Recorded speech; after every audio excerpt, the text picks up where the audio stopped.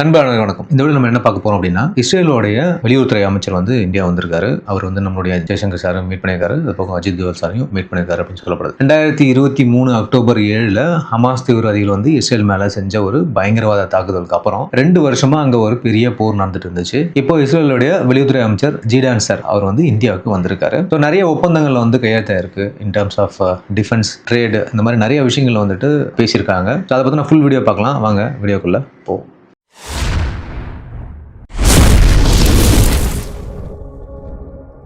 இஸ்ரேலோட வெளியுறவுத்துறை அமைச்சர் நம்மளுடைய ஜெய்சங்கர் சார் சந்திச்சு பேசினாரு. இதுல ஒரு 4 முக்கியமான விஷயங்கள் அவங்க முக்கியமா டிஸ்கஸ் பண்ணியிருக்காங்க அப்படின்னு சொல்லப்படுது. அதை பத்தி ஒன்பது பார்க்கலாம். முதல்ல இந்தியா இஸ்ரேலுடைய உறவு எப்படி இருக்கு அப்படின்றது தான் நம்ம பார்க்கணும். அதுக்கடுத்தது பாத்தீங்கன்னா காசாவோட எதிர்காலம், காசா என்ன நடக்குது, என்ன பண்ண போறாங்க அப்படின்றது. அதுக்கப்புறம் ட்ரம்ப்னுடைய பிளான், அதுக்கான வழிகள் என்ன, அது அப்புறம் பயங்கரவாத எதிர்ப்புல இந்தியா மற்றும் இஸ்ரேலுடைய கூட்டணி, அதுக்கடுத்தது பொருளாதார இணைப்பு. இதை பத்தின ஃபுல் டீடைல் தான் நம்ம பார்க்க போறோம். ஒன்பது பார்க்கலாம். முதல்ல இந்தியா இஸ்ரேலோட உறவு எப்படி போயிட்டு இருக்கு அப்படின்னு அவங்க பேசினாங்க. இஸ்ரேலிய அமைச்சர் பாத்தீங்கன்னா நம்ம ஜெய்சங்கர் சந்திச்ச உடனே 2 நாட்டு உறவு பத்தி பேசியிருக்காங்க அப்படின்னு சொல்லப்படுது. அதுக்கு இஸ்ரேல் என்ன சொல்லியிருக்காரு அப்படின்னா, அவங்களுடைய உறவு தொடர்ந்து நிலையான முன்னேற்றத்தில் இருக்கு அப்படின்னு சொல்றாரு. இந்தியாவோட நட்புக்காக நாங்க ரொம்ப பாத்தீங்கன்னா நன்றி கடன் பட்டிருக்கோம் அப்படின்ற மாதிரி அவர் சொல்றாரு. அது மட்டும் இல்லாம இஸ்ரேல் ஒரு பாதுகாப்பு துறையில ஒரு மெமரண்டம் ஆஃப் அண்டர்ஸ்டாண்டிங், அதாவது ஒரு ஒப்பந்தம் கையெழுத்தும் ஆயிருக்கு அப்படின்னு சொல்லப்படுது. அதுக்கடுத்தது வேளாண், பொருளாதாரத்துறை, நியூ இன்னோவேஷன்ஸ் போன்ற எல்லா துறைகளிலும் பாத்தீங்கன்னா உறவு வலுப்பெறதுக்கான வழிகளா இதை பார்க்கப்படுது அப்படின்னு சொல்றாங்க.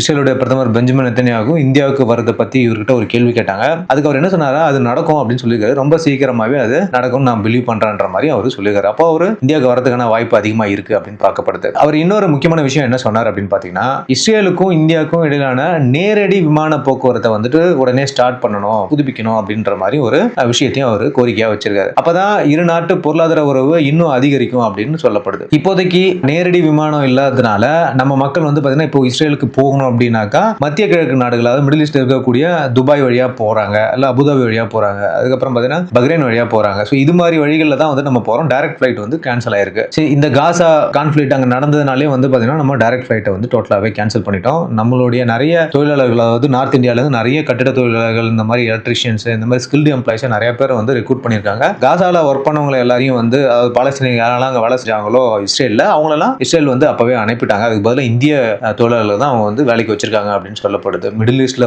பார்க்கும்போது மற்ற கண்ட்ரில கொடுக்குற வருமானத்தை விட இஸ்ரேல் அதிக வருமானம் கொடுக்குறாங்க அப்படின்றது நம்மளோட தொழிலாளர்கள் ஒரு கருத்தா தெரிவிச்சிருக்காங்க. சரி, இப்போ அவர்கிட்ட ஒரு விஷயத்தை கேட்டாங்க. அதாவது காசாவில் அமைதி எப்படி வரும், ட்ரம்ப்னுடைய பிளான் என்னவா இருக்கு அப்படின்னும் போது அவர் ஒரே ஒரு விஷயம் தான் சொல்லிட்டாரு. இப்போ அமைதியை திரும்புறதுக்கு அமெரிக்க அதிபர் டொனால்ட் ட்ரம்ப் கொண்டு வந்த சமாதான திட்டம் தான் ஒரே ஒரு வழி அப்படின்னு அவர் வச்சிருக்காரு. ஐரோப்பிய நாடுகள் உட்பட சில நாடுகள் இந்த திட்டத்தை பாதகமா பாக்குறாங்க. ஆனா அதை சிதைய விடாம இந்தியா ஒரு பலமான குரலா எங்களுக்காக இருக்கணும் அப்படின்ற மாதிரி இஸ்ரேல் தெரிவிச்சிருக்கு. கண்டிப்பா இந்தியா பாத்தீங்கன்னா எப்போதுமே இஸ்ரேலுக்கு ஒரு சப்போர்ட்டா தான் இருக்கும்.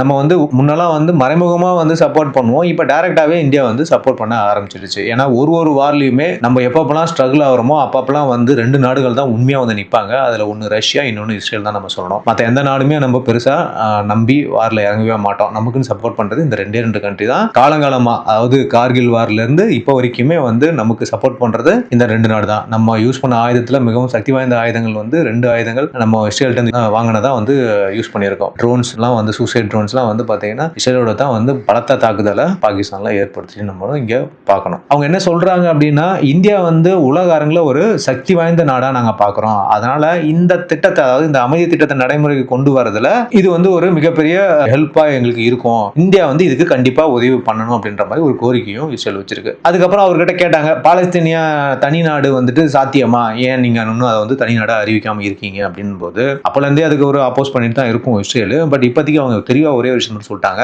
இப்போதைக்கு பாலஸ்தீனியா நாட்டை அதாவது 2 ஸ்டேட் சொல்யூஷன் உருவாக்குவது ரொம்ப ரொம்ப கஷ்டம்ன்ற மாதிரி சொல்லிடுச்சு. இஸ்ரேலோட பாதுகாப்புக்கு ஆபத்தை ஏற்படுத்தும். ஏன் அப்படின்னா காசால இன்னும் ஹமாஸ் இருக்காங்க, அதே மாதிரி லெபனான்ல ஹிஸ்புல்லா தீவிரவாதிகள் இருக்காங்க, யமன்ல ஹவுதி கிளர்ச்சியாளர்லாம் இருக்கிறாங்க.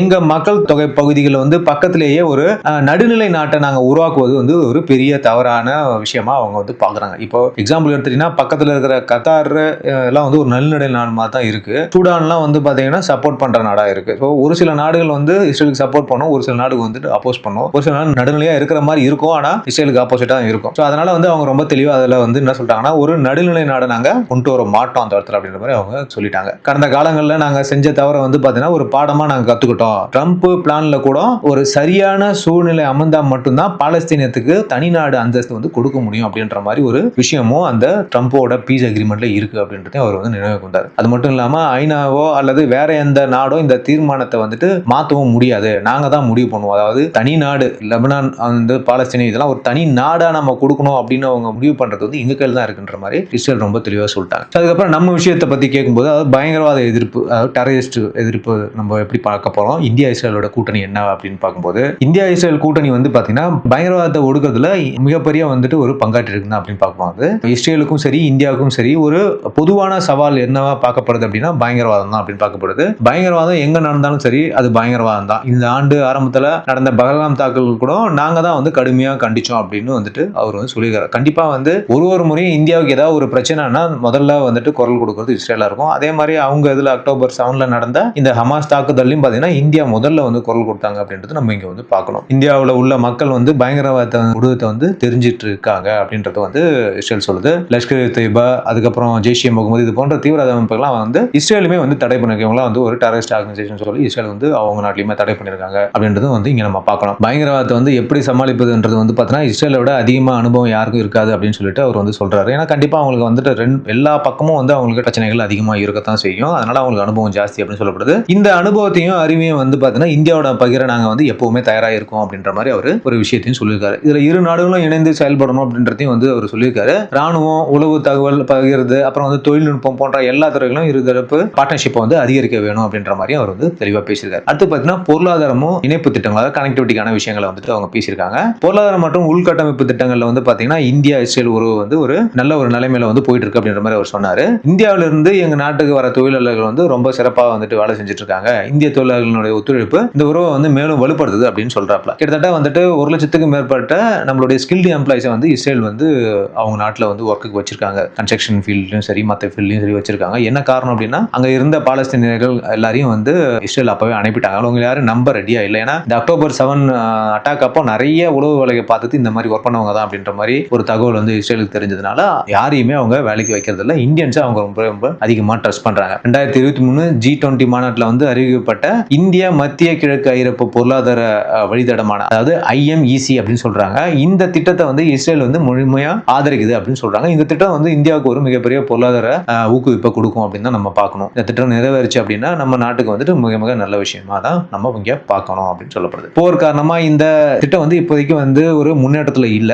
ஆனா இஸ்ரேல் வந்து எப்போதுமே தயாரா தான் இருக்கு இந்த விஷயத்துக்கு அப்படின்னு வந்து அவர் சொல்லியிருக்காரு. விரைவில் வந்து பாத்தீங்கன்னா இது நாங்க ஃபார்வர்ட் பண்ணி எடுத்துட்டு போவோம் அப்படின்ற மாதிரி அவர் சொல்லியிருக்காரு. இந்தியாவை சேர்ந்த அதானி குழுமம், இது ரொம்ப முக்கியமான விஷயம். அதானி குழுமம் வந்து பாத்தீங்கன்னா இஸ்ரேல்ல இருக்கிற ஹைஃபா துறைமுகத்துல முதலீடு செஞ்சிருக்காங்க அப்படின்னு பார்க்கப்படுறது. இது ஒரு பெரிய வெற்றியாகவும் பார்க்கிறோம். அதாவது இஸ்ரேல்ல வந்துட்டு ஒரு பெரிய லெவல்ல இன்வெஸ்ட்மெண்ட்டை இந்திய கம்பெனி வந்து பண்ணிருக்கு அவங்களுடைய போர்ட்ல. இதை நம்ம வந்து முக்கியமா இங்க பார்க்கணும். இந்த முதலீட்டை வந்து நாங்க வரவேற்கிறோம்ன்ற மாதிரியும் வந்துட்டு அவர் வந்து தெரிவிச்சிருக்காரு. இது வந்து ஒரு இருதரப்பு உறவுக்கு வந்து ரொம்ப முக்கியமான விஷயமா வந்துட்டு இஸ்ரேல் பார்க்குது அப்படின்னு சொல்றாரு. மேலும் இஸ்ரேலுடைய வலுவான வான் பாதுகாப்பு, அதாவது அவங்க நமக்கு தெரியும் அவங்க ஒரு ரொம்ப ஸ்ட்ராங்கான ஏர் டிஃபென்ஸ் வச்சிருக்காங்க. அயன் டூம் இருக்கு, அப்புறம் அமெரிக்காவோட தேர்ட் ஏர் டிஃபென்ஸ் சிஸ்டம் இருக்கு. இது எல்லாமே அவங்க கிட்ட இருக்கு. இது எல்லாமே வந்து பாத்தீங்கன்னா இந்த மாதிரி முதலீடுகளை வந்து நாங்க பாதுகாக்கிறதுக்காக வச்சிருக்கோம். கண்டிப்பா உங்க சைட்ல இருந்து நீங்க எங்க நாட்டில் இன்வெஸ்ட் பண்ணும்போது அதுக்கான பாதுகாப்பை நாங்க கொடுப்போம்ன்ற மாதிரி அவங்க ஒரு அங்கீகாரம் சொல்லியிருக்காங்க. இந்தியா வந்து பாத்தீங்கன்னா ஒரு உலக வல்லரசு, அதாவது குளோபல் சூப்பர் பவர் அப்படின்ற மாதிரி வந்து இஸ்ரேல் சொல்லியிருக்கு. இஸ்ரேல் வந்து சின்னதா இருந்தாலும் ஒரு ரீஜனல் பவர் தான் அப்படின்ற மாதிரி அவங்க வந்து சொல்றாங்க. கண்டிப்பா மிடில் ஈஸ்ட்ல ரொம்ப பவர்ஃபுல்லான கண்ட்ரி, சின்ன கண்ட்ரி தான் அது, ரொம்ப பவர்ஃபுல்லான நாடு எதுன்னு பாத்தீங்கன்னா இஸ்ரேல் தான். இன் டர்ம்ஸ் ஆஃப் டெக்னாலஜி ஆகட்டும், பணத்துலையும் ஆகட்டும், எல்லா விதத்திலுமே வந்து ரொம்ப பவர்ஃபுல்லா இருக்கக்கூடிய ஒரு நாடு இஸ்ரேல். ஸோ 2 பேரும் கைகோத்து நடக்கிறது வந்து உண்மையிலே பெரிய விஷயமா நம்ம இங்க பார்க்கணும். அவங்க அதான் சொல்றாரு. என்ன சொல்றாருன்னா நாங்க 2 பேரும் வந்து சேர்ந்து மிகப்பெரிய விஷயங்களை வந்து சாதிக்க முடியும் அப்படின்றாரு. அது இந்தியா விஷயம் சேர்ந்து அதிக காரியங்களை சாதிக்க முடியும் அப்படின்னு சொல்லப்படுறது.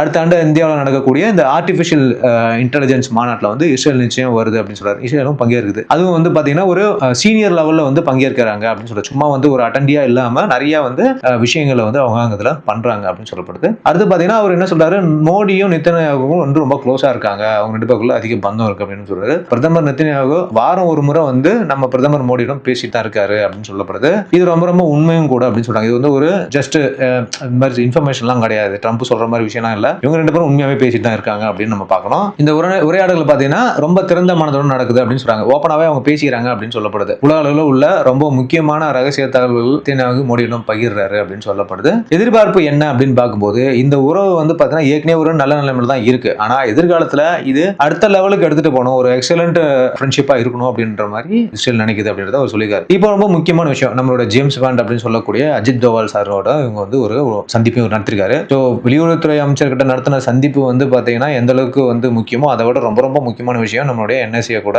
நடந்த சந்திப்பு அப்படின்னு தான் பார்க்கணும். இவங்க 2 பேரும் வந்து பார்த்தீங்கன்னா பயங்கரவாத அச்சுறுத்தலை சமாளிப்பது மற்றும் பாதுகாப்பு ஒத்துழைப்பை வந்து எப்படி வெளிப்படுத்துவது பற்றி வந்து பேசினாங்க அப்படின்னு சொல்லப்படுது. இஸ்ரேலும் இந்தியாவிலும் நடந்த கூட்டங்களில் வந்து பார்த்தீங்கன்னா அட்வான்ஸ்டு டெக் ஷேரிங், அப்புறம் வந்து கோ டெவலப்மெண்ட் அண்ட் கோ ப்ரொடக்ஷன் தொடர்பான MOU, அதாவது மெமோரண்டம் ஆஃப் அண்டர்ஸ்டாண்டிங், இது வந்து கையெழுத்தாயிருக்கு அப்படின்னு சொல்றாங்க. அதுக்கடுத்து சைபர் பாதுகாப்பு, கடல்சார் ஒத்துழைப்பு, அறிவியல் தொழில்நுட்பம், இந்த மாதிரி பல துறைகளில் வந்து நிறைய விஷயங்கள் வந்து மேம்படுத்துறதுக்கான அக்ரிமெண்ட் வந்து சைன் ஆயிருக்கு அப்படின்னு சொல்லப்படுது. கண்டிப்பா நம்ம இதுல வந்து முக்கியமா பார்க்கறது என்னன்னா அஜித் தோவல் சார் இவங்க சந்திச்சது தான். இது வந்து முக்கியமா நம்மளுடைய ரா ஆக்டிவிட்டி பிளஸ் மொசாத் இவங்க 2 பேரும் கைகோர்த்து எப்படி வேலை செய்யலாம் அப்படின்ற ஒரு விஷயத்துக்காக மட்டுமே இருக்கும். ஏன்னா நேஷனல் செக்யூரிட்டி அட்வைசர் ஒருத்தவங்க மீட் பண்ணாங்கன்னா சும்மா மீட் பண்ண மாட்டாரு. அவர் மீட் பண்றதுல நிறைய உள்ளர்த்தங்கள் இருக்கும், நிறைய விஷயங்கள் வந்து அவங்க பேக்ரவுண்ட்ல பண்ணுவாங்க அப்படின்றது தான் முக்கியமா இங்க பார்க்கணும். அதுவும் இஸ்ரேல் வந்து வேர்ல்ட்ல நம்பர் 1 இன் டர்ம்ஸ் ஆஃப் வந்து ஸ்பையிங் பண்றதுல, மொசாத் வந்து நம்பர் 1 உலக சக்தி உலகத்திலே, எல்லாம் அதுக்கப்புறம் தான். நம்ம ரா கூட அவங்க கண்டிப்பா இணைஞ்சு வேலை செய்யறாங்கன்றது ஒரு உண்மையான விஷயம் தான் நம்ம இங்கே பார்க்கணும். இந்தியா இஸ்ரேல் உறவு வந்து பார்த்தீங்கன்னா ஒரு புதிய உயரத்துக்கு வந்து போயிட்டு இருக்கு அப்படின்ற மாதிரி வந்துட்டு நம்மளுடைய இஸ்ரேலிய அமைச்சரும் நம்மளுடைய வெளியுறவுத்துறை அமைச்சர் மற்றும் அஜித் தோவல் சாரும் வந்து சொல்லியிருக்காங்க சொல்லப்படுது. இந்த விஷயத்துல நமக்கு என்ன தெரியுது அப்படின்னா நம்ம ஏதோ ஒரு விஷயத்துக்காக அடுத்த லெவலுக்கு நம்ம வந்து கொண்டு போறோம் அப்படின்னு தான் நம்ம பார்க்கணும். இப்போ ரீசெண்ட் டேஸ்ல நம்ம இந்த ஆபரேஷன் சிந்தூருக்கு அப்புறம் திரிசூல் எக்ஸசைஸ்க்கு அப்புறம் ஈவன் திடீர்னு வந்து ஒரு இஸ்ரேல் ஃபாரின் செக்ரட்டரி வந்து இங்க வந்து மீட் பண்றாரு. அவர் வந்து முக்கியமா அஜித் தோவல் சார்லாம் மீட் பண்றாரு அப்படின் போது கண்டிப்பா ஒரு உள்குத்தும் இருக்கு, விஷயம் இருக்கு அப்படின்னு தான் நம்ம பார்க்கணும். சாதாரண விஷயம் கிடையாது. ஏதோ ஒரு பெரிய சம்பவம் வந்து இன்னும் ஒரு கம்மிங் டேஸ்ல நடக்க போகுது அப்படின்றத நம்ம இதுல இருந்து பார்க்க முடியுது. ஓகே, நம்ம இந்த வீடியோ இன்ஃபர்மேட்டிவா இருக்கும்னு நினைக்கிறேன். நம்ம இஸ்ரேலுடைய ஃபாரின் செக்ரட்டரி வந்தது, அவர் என்னெல்லாம் பண்ணாரு அப்படின்ற விஷயத்தை இந்த வீடியோல நான் தெளிவாக உங்களுக்கு சொல்லியிருக்கேன். கண்டிப்பா வீடியோ இன்ஃபர்மேட்டிவா இருந்திருக்கும். நம்ம சேனலை சப்ஸ்கிரைப் பண்ணுங்க, உங்க கருத்துக்களை கமெண்ட் பண்ணுங்க, நம்ம வீடியோ லைக் பண்ணுங்க, உங்க ஃப்ரெண்ட்ஸ்க்கெல்லாம் ஷேர் பண்ணுங்க. மேலும் அடுத்த ஒரு வீடியோல உங்களை சந்திக்கிறேன். அது வரைக்கும் தேங்க்யூ, பாய், ஜெய்ஹிந்த்.